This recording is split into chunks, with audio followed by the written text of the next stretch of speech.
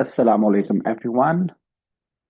Welcome to AQA Physics. I am Sir Shakil, and today we are going to discuss a very important topic of vectors from 3.2 Mechanics and Materials of 9630 AQA Physics.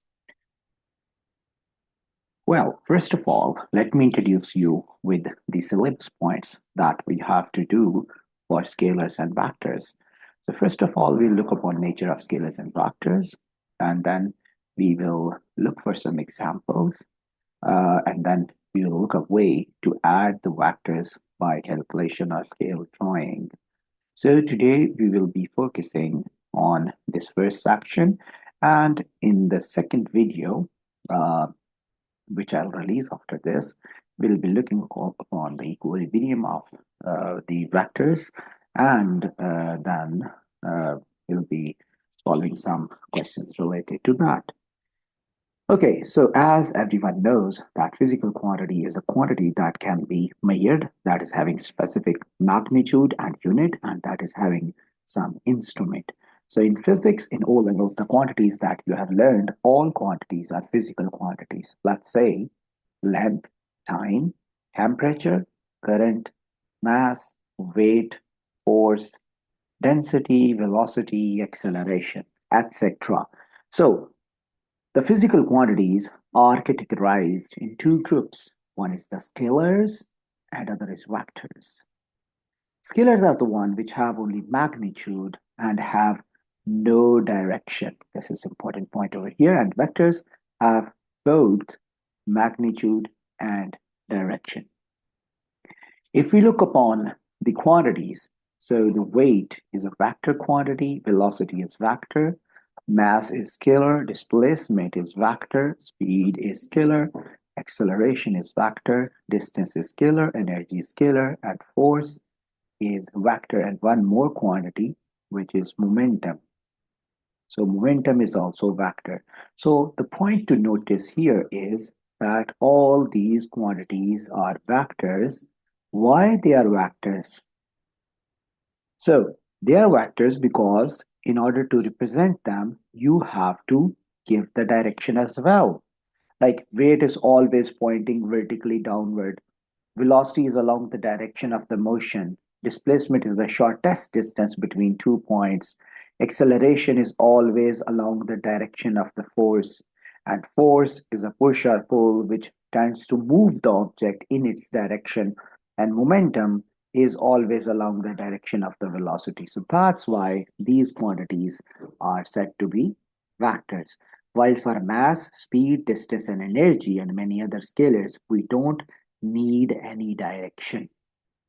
Okay, so these are the vector quantities along with momentum, and you have to remember them. So weight is a type of force actually. So all type of forces are vectors. Moving forward,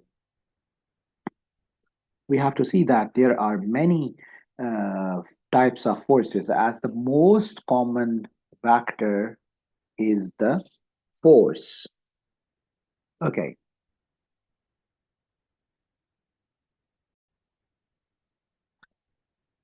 Okay, so there are many types of forces that will be coming in the vector questions, and we have to look upon the type of the forces. The first type is the normal forward force. So you can see that that person is dragging the object in this way. So this is called the forward force, which is a force in the direction of the motion, which moves the object. The next is the opposing forces. This include air drag, air resistance, and the friction, which is the contact force between the two surfaces. You can see just push is the forward force, while the friction force arises due to contact between the two surfaces, and it is always opposite to the movement of object. Similarly, the air drag, which is usually called FD or air drag, that is also opposite to the direction of motion. That's why these are called opposing forces, because these oppose the motion of the objects. The next force is tension in the string. Tension in the string is always towards the fixed end. Let's say this is the pendulum, so tension is always towards the fixed end, which is against the applied force, that is the weight. Normal reaction force. Normal reaction force, normal means 90-degree. Reaction mean, this is from Newton's third law. Every action is having equal but oppositely directed reaction. So normal reaction force is very important. It holds the object. Let's say, in this example, if the object is on the table, so the normal reaction force is there, right? So object is at rest. But without normal force, if table is not there, there is no normal reaction. So normal reaction force is a contact force that actually is um, always perpendicular to the contact surface. The next is lift force on the aeroplane. The aeroplane, if this aeroplane is flying, the thrust force, forward force, is in direction of motion. The air drag is opposite to the direction of motion. This is the lift force, which is due to the air pressure. And that always acts vertically upward. And then, of course, the weight of the plane, it is acting downward. So if this aeroplane is moving at constant speed or constant velocity, all these at constant height, all these forces will be equal. Next is the weight of the object, and we know that weight of the object is due to the pull of earth. So weight of anything on the earth is always pointing towards center of the earth. So wherever you are standing, your weight will be acting towards center of the earth. Now, let's look upon this example and pause the video and try to label the vectors, and then you will check your answers. Okay, so draw and label the arrows to show the forces acting on these objects. So as this cup is at rest, so this is the center of gravity point, so the weight is acting vertically downward, and the normal force is acting from here, which is perpendicular to the surface, and it goes through that. So both of these forces are equal to each other. This is something hanged from the string, so the weight is acting downward and the tension is upward, and both are at rest, equal. Then this is the ladder on the smooth wall. So let's say its weight is acting vertically downward. As the smooth wall, it means it is indication there is no friction. So over here is the normal contact force. So the normal force is acting here. This is perpendicular to surface, and the normal force is acting over here, which is at the point of contact, and it is perpendicular to the contact surface. This is the object which is moving along straight line, of course, with constant velocity. So we say that the forward force here is equal to the friction, and then the weight is equal to the normal reaction. So all these forces are equal. A person skiing down the hill. So let's say the weight of the person is downwards. And then, of course, the air drag will be acting that way. And the friction will be acting that way as well. And then if we want to talk about the normal reaction force, so the normal reaction force will be acting that way. It will be perpendicular to that surface.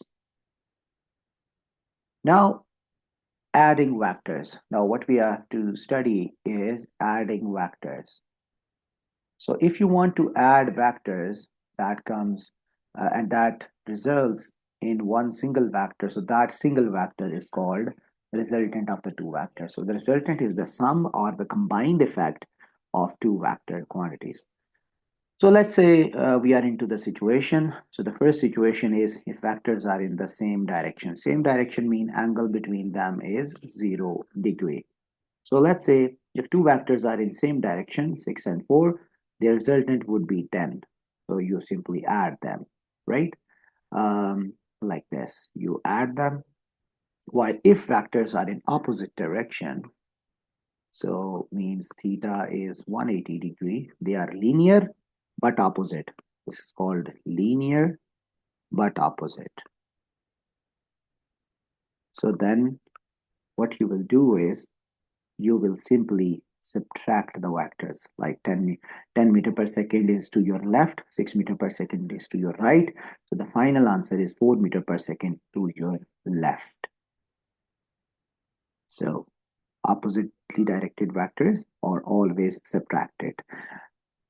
So if 10 Newton is to right and 6 Newton is to left, then the resultant is 4 Newton to right.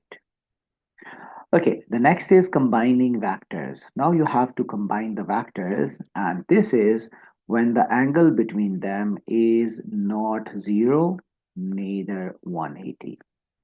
So it means that the angle is either acute or obtuse. So how to solve these questions if the angle between the vectors, I mean this angle is certainly less than 90 degrees. So how to solve such questions?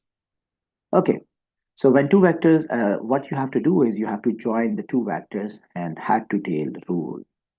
And then you have to complete the parallelogram.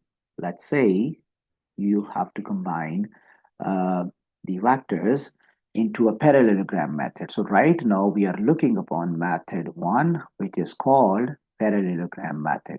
So there are two methods. One is the parallelogram method that is called scale drawing method. This is scale drawing method.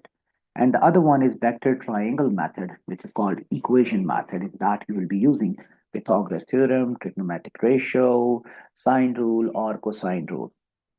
Okay, so what you have to do is, let's say the two vectors are given over there, and let's say their length is also there. So you first choose a scale, whatever vector is there. Let's say you will say that 10 Newton is equal to 1 centimeter if the vector is force. If it is velocity, whatever value is, you can take 2 meter per second as 1 centimeter. So scale means that you have to represent your given vector into the unit of length, into centimeters, so that you can draw that. So let's say you have drawn this 5 centimeter, you have drawn this 4 centimeter, and let's say the angle between them, which is like less than 90, and suppose that this angle here is, it's more than 60, let's say it's 70. So what you do is you draw these vectors, and this may measure the angle with the help of the D. And then what you do is you extend this line and you put a D over there, over here, and then you look, the zero is of course, the zero is here and 180 is here at this side, because this is the D. And wherever the angle 70 is there, you put a mark, and then you draw the line over there having a length of 4 centimeter, and then with the help of the ruler you draw this line of 5 centimeter.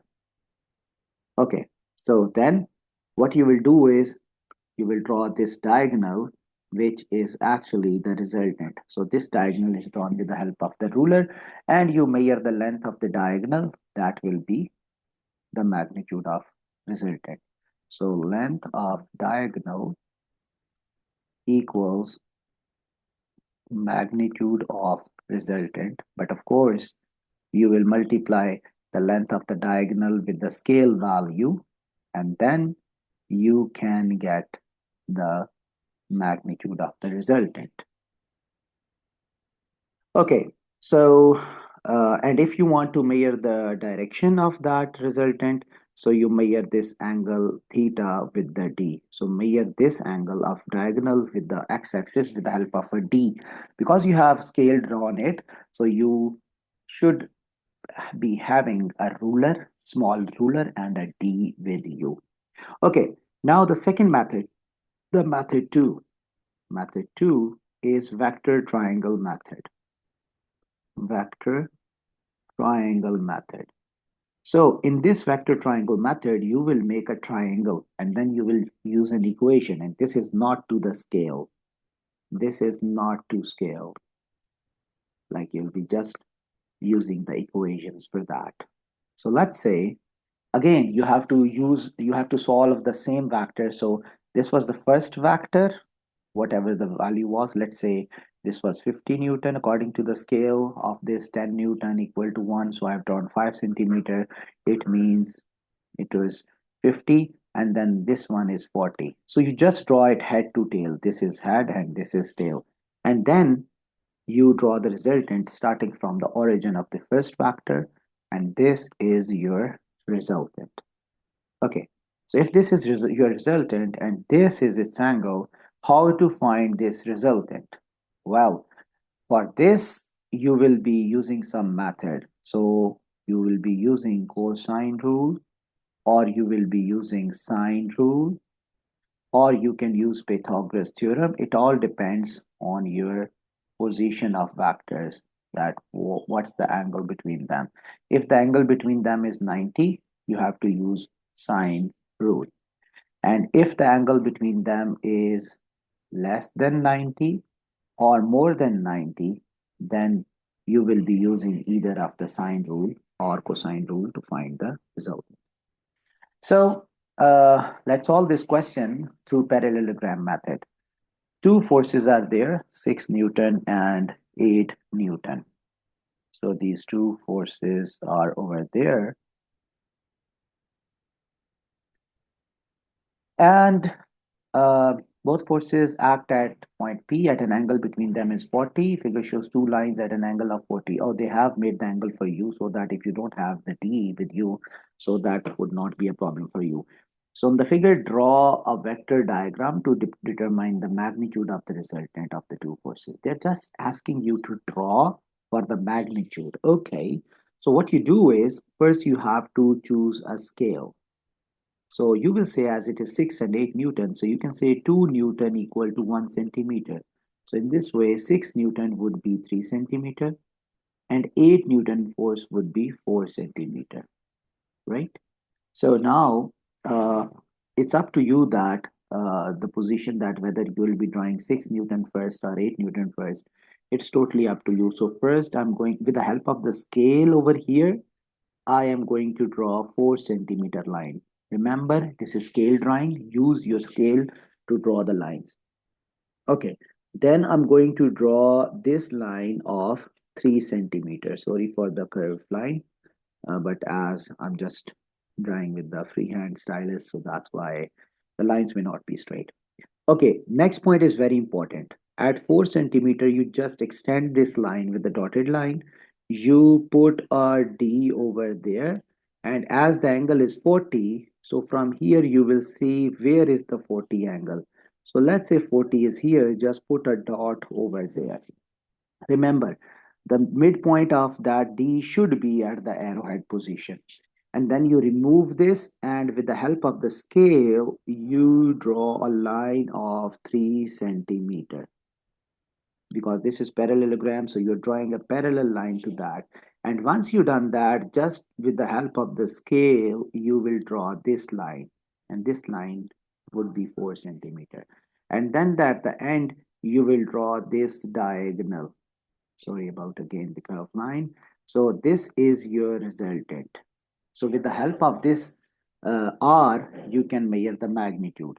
So you will measure the length of R, length multiplied by scale value. So whatever length comes, you will write over there, multiplied by scale value was 2 Newton equal to 1 centimeter. So you multiply it with 2, and whatever answer is coming, that is the magnitude of your resultant vector. Next is vector triangle method. Okay, in the vector triangle method, what you do is you arrange vectors using head to tail rule. Head to tail rule. This is the first thing. The second thing is draw resultant. Starting from, and this is important, that it should be starting from origin or tail of first vector. Tail of first vector. Okay, and then carefully mark angle in your drawn triangle. This is the important point, that you have to draw the angle very carefully. So you have to be very careful with that, because if you draw the wrong angle, you will end up with the wrong answer. I'll in the later in the video, I'll tell you how to draw that carefully. And then you will use appropriate formula. Appropriate equation to find resultant. Okay, how we can tell that what is the appropriate way? Well, if there is a 90-degree angle inside your triangle, then you can use Pythagoras theorem, right? You can use Pythagoras theorem or you can use trigonometric ratio. Everyone knows that trigonometric ratios. But that is only for the right angle triangle. Let's say if the right angle triangle is like this, right? And okay, hold on. Let me redraw that for you. Let's say if this is first vector, this was second vector, f2, f1, both were perpendicular, and this is the resultant. So you have to find resultant. So you can use Pythagoras theorem. So that is like hypotenuse square is adjacent square plus opposite square. So you will be saying the resultant square is f1 square plus f2 square, and of course you'll be taking the square root for that to get your value of the resultant. And if you want to get this angle theta, so for angle theta, you will be using trigonometric ratio. Trigonometric ratio. That is like some people have curly brown hair through proper brushing, right? So you can use any one of that. For this, as f1 and f2 are known, so that's why you will use this tan theta. So you will say tan theta is equal to f2 over f1, and then theta is equal to tan inverse f2 over f1. So you can find this.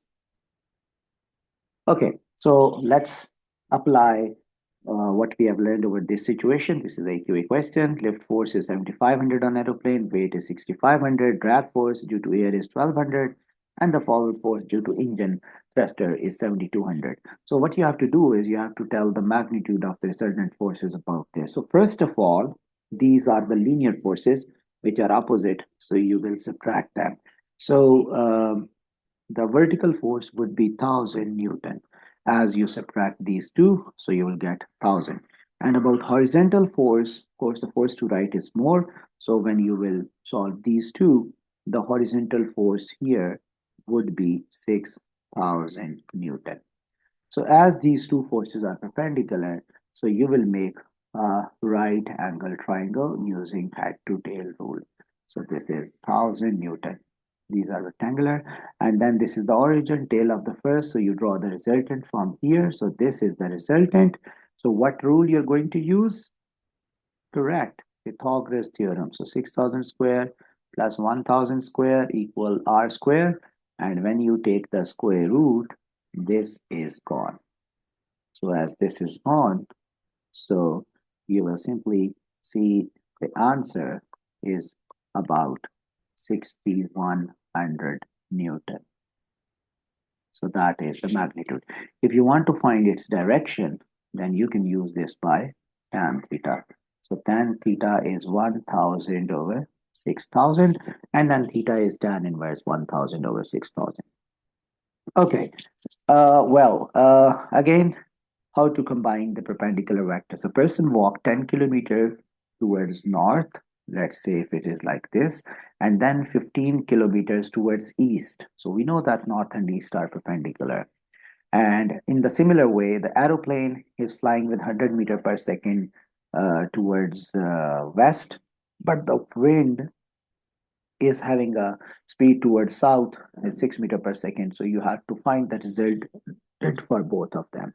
So you can see that as the first vector is starting from here, so the resultant vector always starts from there. So this is the displacement. And in the similar way, this is the origin. So this is the resultant velocity of that aeroplane. So this is 18 kilometer and similarly 100.2 meter per second by using the Pythagoras theorem. Okay, now we have to talk about sine rule, sine and cosine rule. So with sine and cosine rule, first let me tell you about cosine rule. Let's say if there is a triangle like this, This is side A, this is side B, and this is side C. Like these are three vectors. So this angle is angle C, this angle is angle B, and this angle is angle A. So now for the cosine rule, if you know these two vectors and you have to find the third one, so you will say you will say that c square is equal to a square plus b square minus 2ab cos of c. So if two vectors and angle between them are known, like two vectors plus angle between them, so then you can use cosine rule. And similarly, if the sine rule is there, for sine rule, it is a over sine A equal B, which is the side of the triangle, over opposite angle, sine of opposite, and then C side and opposite of the angle, these are equal. So you can use any two of these or this and this to find any side or any angle. So let's apply the sine or cosine rule over here. 5 Newton is the weight of the object. 6.1 Newton is the force due to string at an angle of 35. This dotted line is called line of action of weight. Line of action of weight. That weight is acting through this line. Okay, you have to find the resultant acting on the stone. So what we do is we have to make a vector triangle. So the first step is we have to draw vector triangle. Now, how we will draw this vector triangle? So first of all, what we do is the weight is there. Okay, that's fine. So the weight is vertically downward, which is 5 Newton.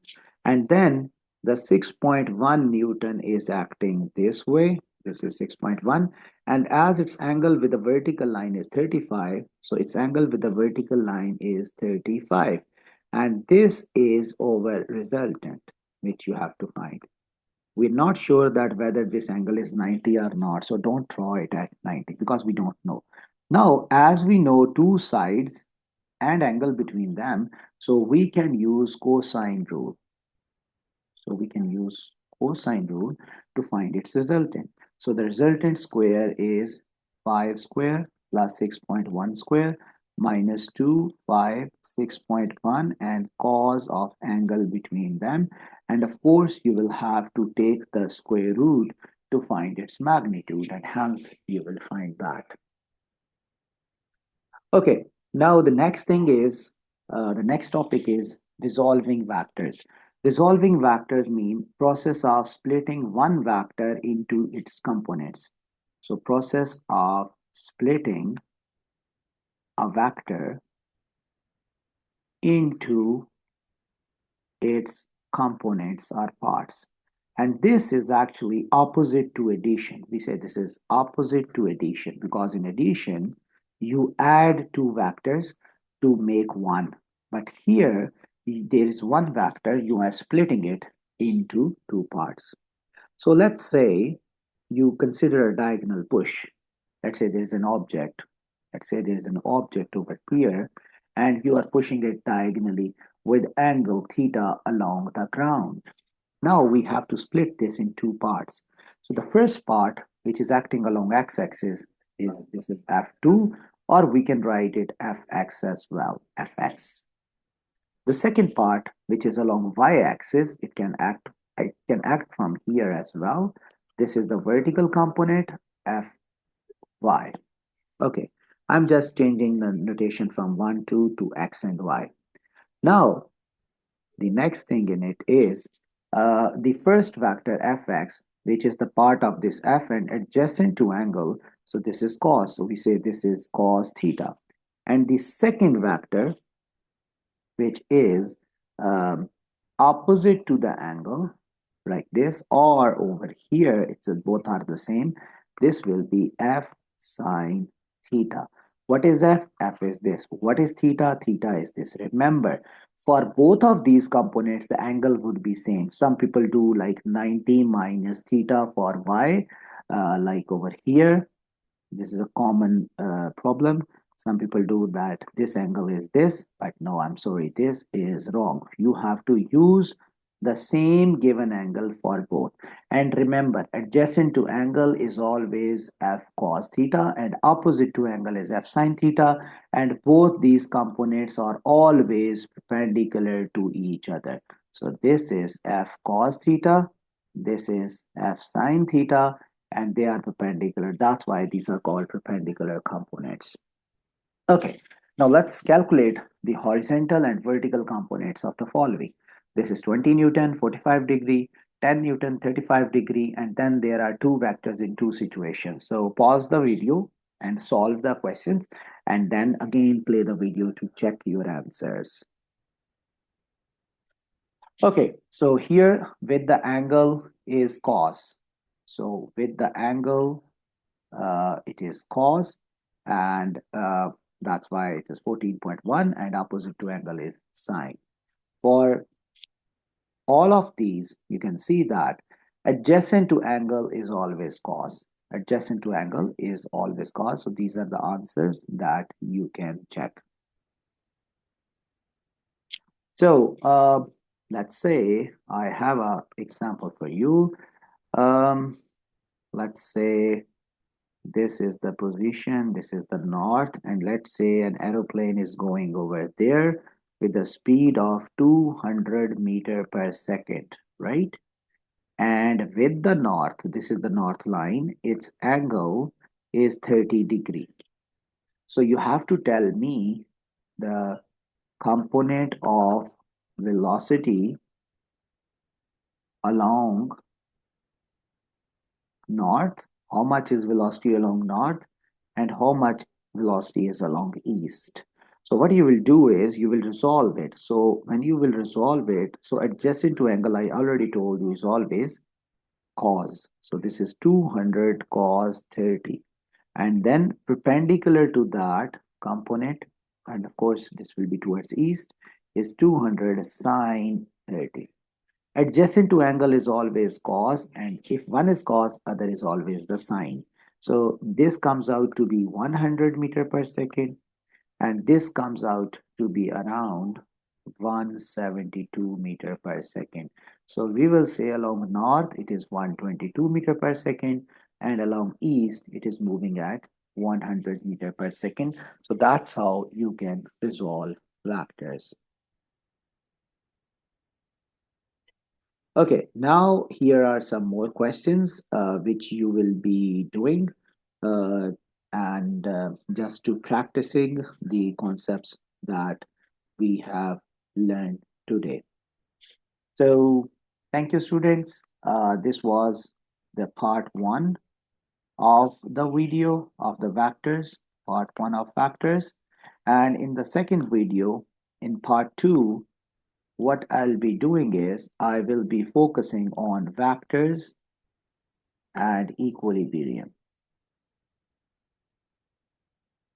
So I'll be releasing that video soon. Up till then, take care. I hope you have enjoyed this session.